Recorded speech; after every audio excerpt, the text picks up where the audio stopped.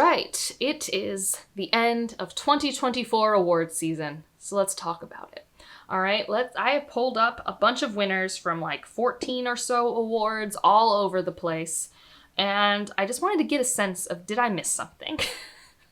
2024 was really weird, I feel, and I think that's being reflected in the winners, especially the winners in some awards that I usually think of as genre awards, and then they were leaning towards more literary picks, which is not in itself bad, but it was a common trend, and we'll unpack it a tiny bit here. So let's get into it, starting with the Goodreads Choice Awards from that time, because that is the unofficial start to 2025 award season for me, because it's the first award season thing that starts. It has its shortlist out already, or its long list that'll become its shortlist. You guys know what I'm talking about. So the fantasy winner in 2024, or for the 2024 books, is Somewhere Beyond the Sea by T.J. Klune. It's a very popular book in the public. People on my corner of the internet, they don't really read it. They really like House in the Cerulean Sea, and I haven't really seen reviews for this one. I'm sure it was fine. I mean, I wasn't really excited about anything on that list, if memory serves, so sure. And then the sci-fi winner was The Ministry of Time, which was the most aggressive 3-star read I have read in a very long time. And it was also shortlisted for the Hugo, but this is its only win in the awards that I saw. But both of these made sense to me. They are very popular, general mass appeal books. Some award winners, like, I think I can squint and make it make sense to me, but I'm also confused by them. So let's now talk about the Locus Awards. These are popular vote awards. So again, if you want to vote for something like the Goodreads Choice Awards, but more selects for people that read sci-fi, fantasy, and horror, the Locus Awards is a great one. You get more votes if you're subscribed to the magazine, I believe. I always forget to vote in them. They have a really fun long list. Like, if you really want to see what came out the previous year, I think their long list is kind of the best if you're a genre reader like me. For fantasy, because again, I just pulled fantasy and sci-fi for this video. I do love horror, but I am not as in tune with a lot of horror awards, so I didn't really try and pull from all of that. But the fantasy winner was A Sorceress Comes to Call. Not surprising. I'm pretty sure A Sorceress Comes to Call was on many a short list, including Goodreads and the Hugos, and people like T. Kingfisher. She's a very palatable, popular author. I am one of the people who like her. I don't necessarily think this book was award-worthy, but in terms of a popularity contest award, this tracks. The next one was a little more confusing to me, and this is The Man Who Saw Seconds. It has 1,000 ratings on Goodreads. I think it's kind of a sci-fi thriller. The cover is very Alfred Hitchcock thriller movie. I think this man can see 5 seconds into the future, and then the government wants to take advantage of it, and he wants to protect his family. And I have the audiobook from my Libro FM affiliate. I don't know if I'll ever listen to it, but I have it. But this one felt like a bunch of people on the internet came together to be like, let's try and get this one to win, and they did. And I don't think there's anything inherently wrong with it, but I don't think that it winning means it was the most popular sci-fi from 2024. I just don't think the numbers add up there. And I think of Locus as a popularity contest for people who read sci-fi, fantasy, and horror. Next up is Ignite, and I like the Ignite Awards a lot. So the Ignite Awards does a jury selection of a shortlist, and then it has popular voting. And so the winner is The Sentence, which is going to be published in the United States as The Fifth Inflection, and I think it presumably must have a larger readership in India, because I think that's where the book The Sentence is published. If I'm wrong, someone can correct me. But on Goodreads right now, it has less than 100 ratings. So, and it hasn't been published here yet. You can order it and get it. I did that for my local library so I could maybe read it. But then I learned that this author is a part of the Strange Horizons team. And I don't know, it was one of those things where I'm like, are you on this list because your book's actually great? Or are you on this list because you know the right people? And I don't know the answer to that question, but it's why it wasn't a high priority for me. And then it won. And so maybe it's great. I don't know. What this book is about is a man who I think is forced to be put into an endless sleep or something like that. Yeah, he's been frozen in stasis for 100 years for a crime he may or may not have committed. It's kind of a standard premise sort of thing. And so I think it's about what happens after he wakes up. What are the tensions of the time? So kind of a standard science fiction, I'm sure it's going to be interesting. I was very confused why it was on the list and now why it won, when it had a lot of things it was up against that I thought it were really award worthy, such as like the newest Natal Hopkinson and stuff like that. So I don't know. I'm confused by it. I don't quite get it. Maybe it's really great, and I'll eat my words if I ever get my hands on the US version that gets published in 2027. Next up was an award I'd never heard of before called Eurocon, so I'm very unfamiliar with how it does stuff, and it's not primarily a fantasy award, but it does have like a fantasy or speculative award, and this one went to Long Live Evil, which I have read, and I just thought it was interesting. I think the highlight here is meant to be, you know, writers from Europe, and she's an Irish author, which I guess I didn't know. That's what this really showed me, is that Long Live Evil was written by an Irish author, which I didn't know. But I don't have a sense of how normal or abnormal this is for Eurocon. I just thought it was interesting. And another award that was brought up in my Discord was the Lambda Literary Award. And so the speculative award for this one was Metal from Heaven, which is a book I still need to read. It's been on so many lists, and I own it. Like, I have a physical copy, and I know it's going to be weird.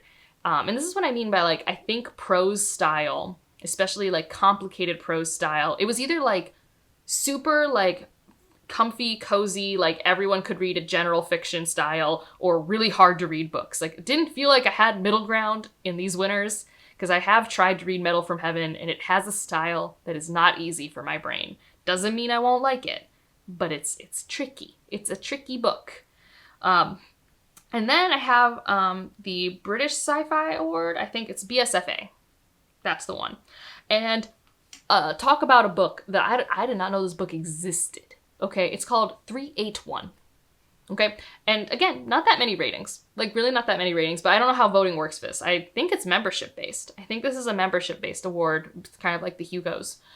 And I looked at it, and it says it's a literary crossover book, so I'm like, okay. And I guess it's someone in like 2300 trying to curate and talk about the history of the internet in the 21st century, so our now, and they keep seeing this pattern of this number 381, and what does it mean? And that's all I got from the description I read. But also, again, not that many ratings, but also I know this is more of a British award, and I don't know how many people in the UK use Goodreads to the same level that people in the United States do. But yeah, that was weird to me. That was a weird one. Then we have the Arthur C. Clarke Award. Again, I don't know how this award usually works. I don't know if it's a jury award or not.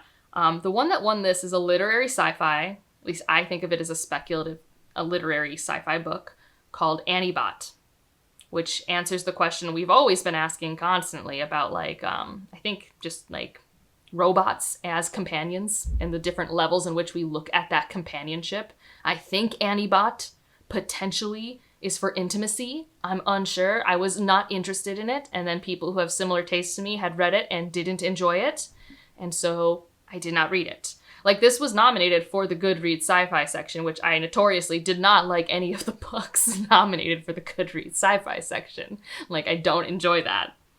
So that was interesting. So again, like, we have a lot of these, like, it's either like super comfy, cozy, like broad appeal to authors, or like dense literary prose. That's like what I've been seeing from 2024, which is just not normal. And then I want to take a brief aside before we get into the 4 awards I really go into that, like, I know much more about. Because I typically have not delved into indie published awards or indie published books in general. It is a part of my reading I don't invest in as much. I have a lot of reasons for it, but I don't want to like really delve into it here. A large part of it is accessibility. Right now, I really do live in a world where audiobooks are king. And also what is available to me at my library, and I do not have Kindle Unlimited, nor do I want Kindle Unlimited in my life. So there's just a lot of reasons. But these are very cool awards. They are really labors of love. And so one of them is the SPFBO. So that's the most famous indie speculative award. I think run by Mark Lawrence. And the winner of this is By Blood, by Salt. Do I know what this is about? No. So let's take a brief trip to Goodreads. So reading this description, it seems to be one of those classic He's in the military for the Empire, and he's just doing his job, keeping his head down, trying to make it work. Ends up being put on this job to defeat this devil. This devil is not what they appear to be, and apparently the Empire is also not what it appears to be. Shocking, I know. Classic fantasy. So the last line is, naturally, she is not to be trusted, the devil. But then again, neither is he. And, you know, could be a good time. I don't know if I'll get to it. It's 374 pages, so it is tight. That is a tight story for fantasy, and I do like the cover. So that is what won that award. And then there is the sci-fi version of this, so the SPSFC. And this one actually doesn't have the book out that came out in 2024. It has a 2023 book called Saint Elspeth. And Rachel from the Shades of Orange actually read this and gave it a 4-star review, which is like pretty high praise. Because Rachel is like very like close to the vest with 5 stars and stuff like that. So a 4-star is like, that's like my 4.5 star. And this is an alien invasion post-apocalyptic story. And apparently this author, this is not like their debut or anything. They've written other things as well. So that's one for fantasy, one for science fiction, for indie pubs. And I think this one might be a standalone. Whereas the other one, like I said, is the first in a series. So now the last 4 are the reviews that I really do cover in detail on this channel, except for the Ignite, which I did cover, but that one confused me with a bunch of other stuff, so it got put over there. So the Ursula K. Le Guin Award in Fiction is one that I adore. I knew this year I wasn't going to read all of them, and this one typically does have more literary-leaning speculative works, which is why I am not surprised that Rake's Fall won. Rake's Fall is the second book, the sophomore novel, the first one being The Saint of Bright Doors, which I did read, and it's just not my style. And I tried the first like 30 pages of Rake's Fall, and I'm like, oh, this is so ambitious and so hard for me to parse. It's very non-linear, very hard to figure out where to focus your attention. It is a sci-fi. It has to do with these TV shows with which they're real or not, and it's very confusing. But I'm glad, because it was on a lot of lists, that it does get its acknowledgement here. It wouldn't have been my pick for this section, but, you know, it makes sense to me. And then we've got the Nebula, which was Someone You Can Build a Nest In, which is an author that authors like, because the Nebula is voted on by authors.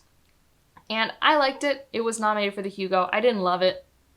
Like, I don't think I liked it enough to read or seek out other works by this author. It was fine. I was honestly just like a little bored at times. It wasn't what I anticipated it being. Like, I thought it was interesting, but not like that interesting. And then we've got the Hugo and the World Fantasy Award. Both gave the same book the award, and that is The Tainted Cup. So Hugo is membership-based, and World Fantasy, I think, is jury. And so the Hugo I did vote in. I don't remember where I put The Tainted Cup, but it wasn't like my first book. I don't remember what my first book was. I was pretty whelmed by the fantasy novels. It was probably like, I probably voted for A Sources Comes to Call. Because like, what was I going to vote for with that slate? So Tainted Cup won the Hugo. And then I was surprised that the Tainted Cup won the World Fantasy. I thought there were more interesting books on that list. But in general, I do think, like, I've been struggling to articulate, like, how it felt like everything was super safe or super challenging. And I do think the Tainted Cup is somewhere in the middle. Because at least for awards, Robert Jackson Bennett has not typically won awards. So he's not like a darling. So he's not like the safe pick. And his books are kind of like, not like super easy to read. Like they're fine to read. I don't know. It's like, but it's not challenging, like dense literary prose style. And I do think it kind of represents where we are in the genre right now. We are loving blending mystery with X. So yeah. And, you know, that's just where award season was, and none of these are remotely favorite books of mine. And I read books that I liked that came out in 2024. I still think maybe one of the books that I loved the most from that year that got snubbed was Ocean's Godori. I really adore it, especially for, like, sci-fi awards and things like that. But yeah, I'm kind of happy I'm done with 2024. It was very whelming, and I'm already more excited about 2025.